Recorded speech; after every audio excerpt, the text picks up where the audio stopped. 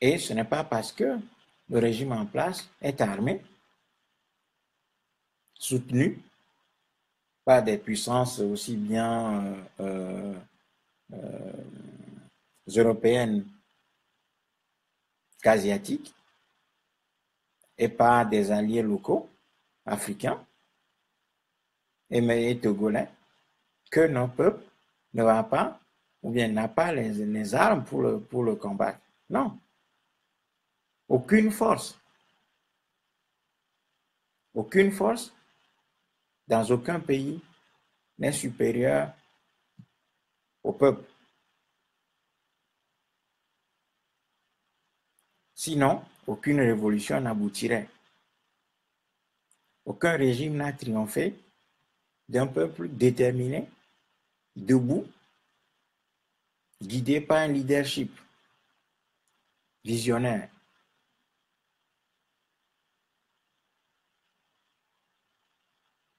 Donc, notre peuple aujourd'hui est en état de victoire, est dans une situation de victoire. L'histoire a déjà donné la victoire à notre peuple.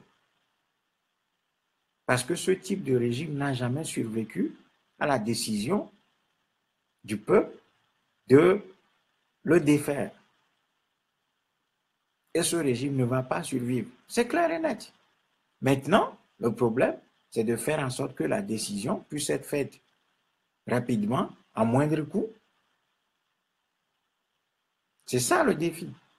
Et ce défi-là, nous sommes en mesure de le relever à la condition que les partis de l'opposition institutionnelle entendent la voix du pays en s'inscrivant dans l'histoire, dans les lois de l'histoire, et réalisent qu'il y a une voie qui est unique. Quand un peuple est confronté à ce type de régime, c'est que le peuple doit se lever et doit reprendre son pouvoir de décision qui lui est confisqué par le biais d'une prise en main des endroits qui incarnent ce pouvoir. Il n'y a pas d'autre solution. Il n'y a pas d'autre solution. Nous n'avons pas d'autres alternatives. Si on en avait, on en aurait déjà trouvé. Voyez? Donc un peuple peut fuir la voie de la lutte pour sa libération, mais cette lutte le rattrape toujours sur son chemin. Voyez? Nous n'échapperons pas à notre devoir de nous organiser et de livrer la bataille contre ce régime. Nous n'y échapperons pas. Nous pouvons tenter tous les artifices. On va voir Macron, on va voir George Bush, on va voir Tony Blair, on peut voir François, je ne sais pas, on peut voir Alpha Condé, on peut aller voir Nana Akufo-Addo, on peut voir Dieu, on peut aller voir Jésus, on peut prier autant qu'on veut. On peut dire Allah Akbar autant de fois qu'on veut.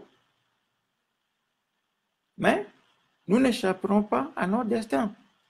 Nous n'échapperons pas à notre destin qui est conditionné par les lois de l'histoire. Et l'une des lois fondamentales de l'histoire, c'est que lorsqu'un peuple est confronté à un régime tyrannique, oppresseur, ce peuple doit absolument s'organiser pour livrer la bataille de sa libération. Il n'y a pas d'autre possibilité. Plus vite on le fait, mieux c'est. Sinon, les dégâts seront énormes. Les dégâts que nous avons déjà, qui sont énormes, vont s'agrandir, vont s'alourdir. C'est pour cela que nous n'avons pas de temps à perdre. Parce que si nous continuons d'aller à Décon et à la plage,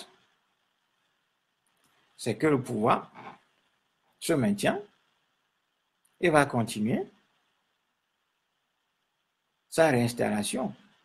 Et quand ce pouvoir va finir par s'établir, par se rétablir de manière absolue, vous allez voir.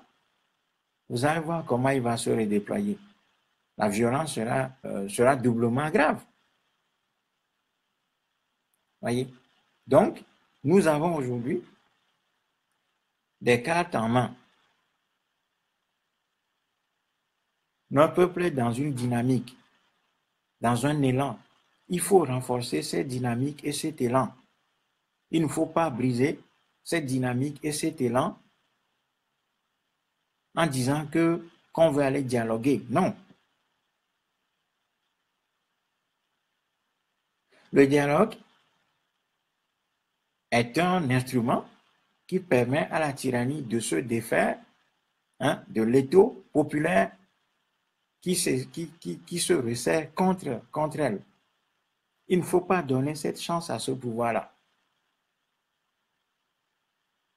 Il faut réinterpréter la situation et s'engager plutôt dans une logique du renforcement des capacités insurrectionnelles, organisationnelles et opérationnelles de nos peuples. C'est ça le devoir qui nous incombe.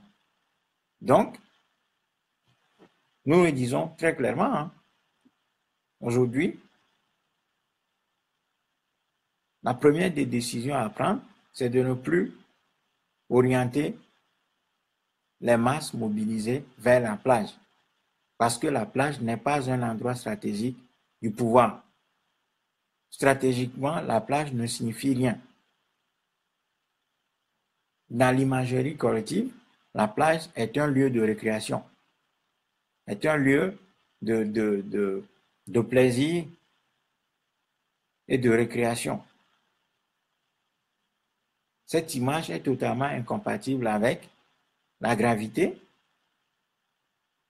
de la marche révolutionnaire. Et comme notre peuple le montre très clairement, il veut une libération par une marche, une démarche révolutionnaire, par un dialogue, par la récréation à la plage. Et nous devons être en mesure d'entendre ce message et de travailler avec. Voilà mon message.